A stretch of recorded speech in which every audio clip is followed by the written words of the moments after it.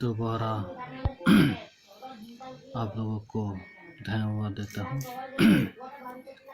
मैं दोबारा फिर और कहना चाहता हूँ कि जो शर्मिला रोंघनंगपी है उसको न्याय दिलाए, और जो भी उन लोगों के साथ अन्याय और अत्याचार किए हैं उन लोगों को फांसी हो। मेरे तरफ से भी दोबारा आप लोगों के साथ विनती करता हूँ, क्योंकि उन लोगों का माँ और उन लोगों का बाप पिताजी कितना आशा और विश्वास के साथ लेकर पढ़ाने के लिए जो राह में भेजा गया था, फिर भी उन लोग फिर भी उसके साथ पढ़ाई लिखाई की तरफ ना करके, ना भेज के उनके साथ काम करवाया और अन्याय और अत्याचार किए हैं।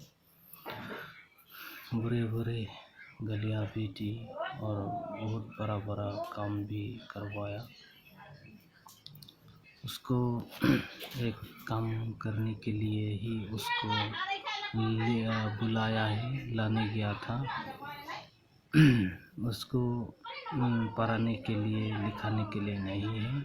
उसका माँ और उसका पिताजी के साथ बहला के फुसला के लाया गया है। उसके बाद लाने के बाद उसको पढ़ाने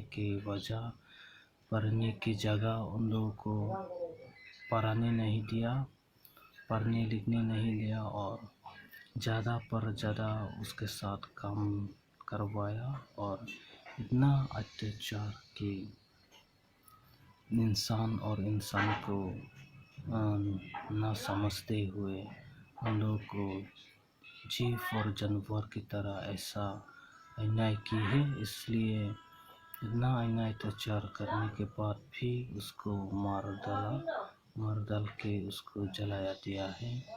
इसलिए ऐसा पापी आदमी को, ऐसा अधर्मी आदमी को, ऐसा दिमाग में ना रहने वाले, ना समझ, ऐसा हिंसावादी आदमी को इस दुनिया में रहने का भी लायक नहीं है। उसको स्वर्ग को भी उनका जगह नहीं होगा, उसका नर्क में ही उनका जगह है।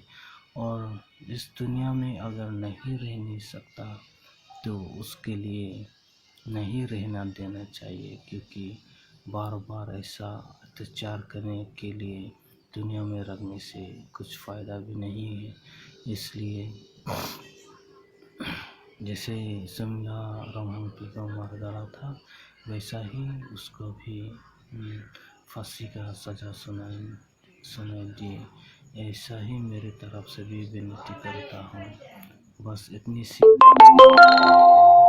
मैं रख देता हूँ। धन्यवाद।